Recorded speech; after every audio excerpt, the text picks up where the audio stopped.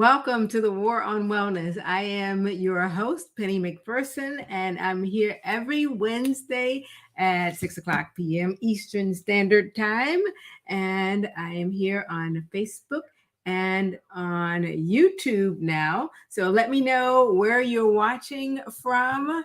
If you're on Facebook, YouTube, give me a hello, give me a shout out. I hope that everything is going well for you. And even if it's not, keep pushing forward. Martin Luther King says that we should keep pushing forward no matter what else happens in our lives. So wonderful. I see that we have people watching from Facebook. I have my Facebook group here. I have my Facebook page and my personal page. So hello to all of my friends on all of the channels. Hey TJ, how are you? Good to see you. Hey Alex, great to see you as well. Thank you guys for joining. So today we're talking about a subject that is, well, I would just say full transparency. If I am not on my plan, then it will show up in my face. Okay. Meaning that my face will tell on me. So I said when I was getting ready for this broadcast that, okay, well, I've been dealing with a zit on my face previous to this broadcast. Should I cover it up with something, or am I just going to let it be? And I'm just going to let it be. So this is my face as it is. Yes.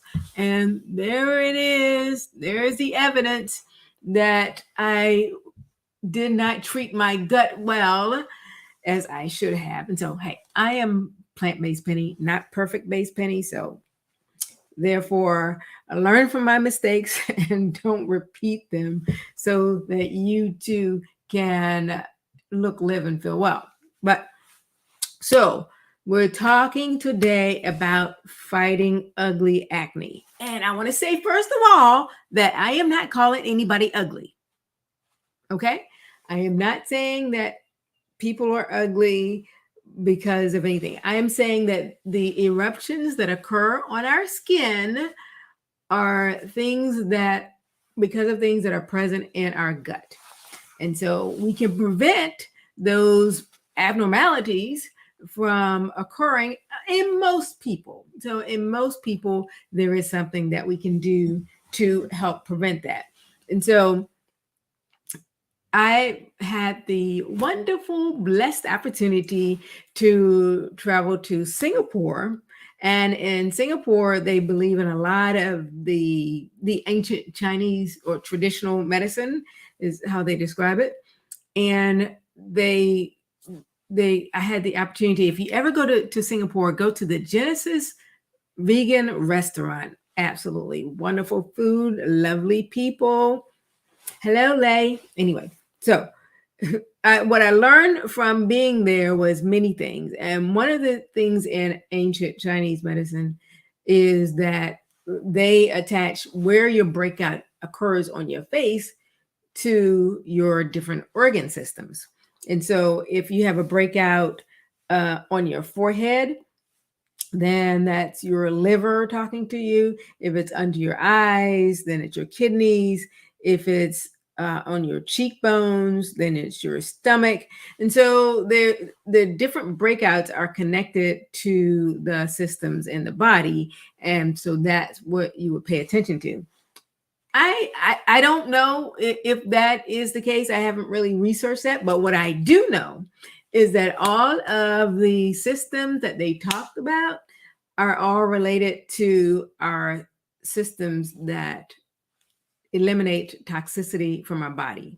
And so our liver works to eliminate toxicity from our body. Our digestive system, our stomach and intestines works to eliminate toxins from our body. Our kidneys, they filter out toxins from our bodies. And so all of that makes sense, because if we have breakouts on our face, then we have a challenge going on in our gut and is not able to process the toxicities for most people. So let me know if have you ever heard of the face being connected to the different systems in your body as far as the breakouts? Just say yes or no in the comments. Very curious whether or not anybody's heard about that Chinese function. And so there are three things that we need to do in order to manage our systems better. And so the three things that we need to do. Number one is we need to remove the foods that cause inflammation. Remove the bad, because it doesn't matter how many supplements you take. It doesn't matter how many creams or masks that we put on our face. If we are still putting in our bodies the bad foods, if we're still consuming the things that are bad, then it's going to continue. And so number one is you're going to want to remove the bad foods. The foods that cause inflammation are the refined and hydrogenated oils.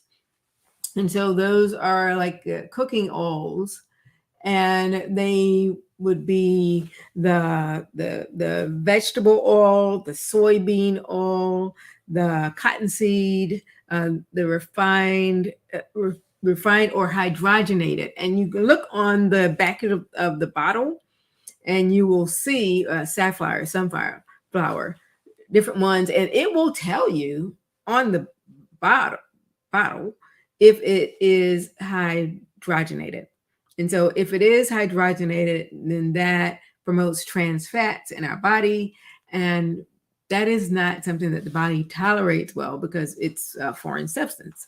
So you want to switch to non-hydrogenated oils, like the avocado, the grapeseed, the olive oil. Those are some of the options to use there.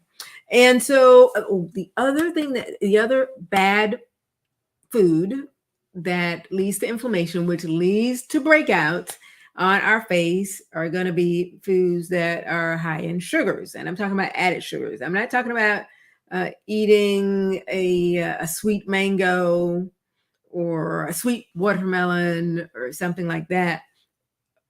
I am talking about added sugars. And so give me an example of a food that has added sugar in it.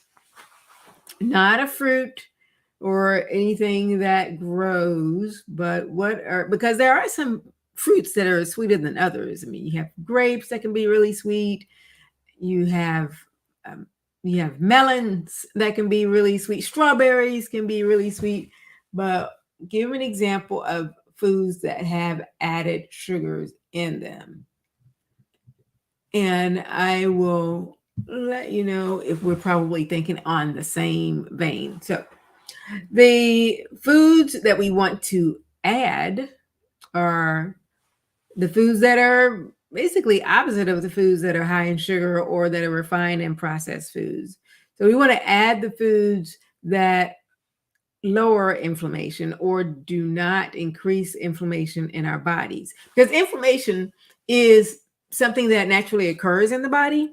So it's okay if we have inflammation, because if you're hammering something and you hit your finger, what your body's going to do is going to inflame that particular area to protect it, and so that it can send all of its healing soldiers to that particular area. And so inflammation is necessary in the body. It is necessary in the body, but too much inflammation is what overloads the system and leads to other complications, even diseases. So we wanted to add the good foods, and the good foods are those that are high in vitamin C. And those include fruits, and they include fruits, especially fruits like berries. Now, most of the time when people think of berries, they think of strawberry. So name another berry that we may not think about automatically when we think about berries, because berries are so high in antioxidants. They're so high in the phytonutrients and the nutrients and minerals that our body needs, that we need to include them in our diet. I'm plant-based, Penny, but guess what? I don't like blueberries. I don't like blueberries. I don't know. It's just a thing. I just don't like them. Oh, and look there. I'm sorry. I said I don't like the one that you named, but hey, but I eat them. And so how do I do that? I eat them in my smoothies. So my smoothies have other fruits in them. And so when I blend them up, I'm not just eating blueberries by themselves. Some people, let me know if you're one of them, can just pop blueberries and eat them by themselves. They are wonderful for you. So that's why I do eat them, but I don't eat them alone by themselves. And so it may be the same for you.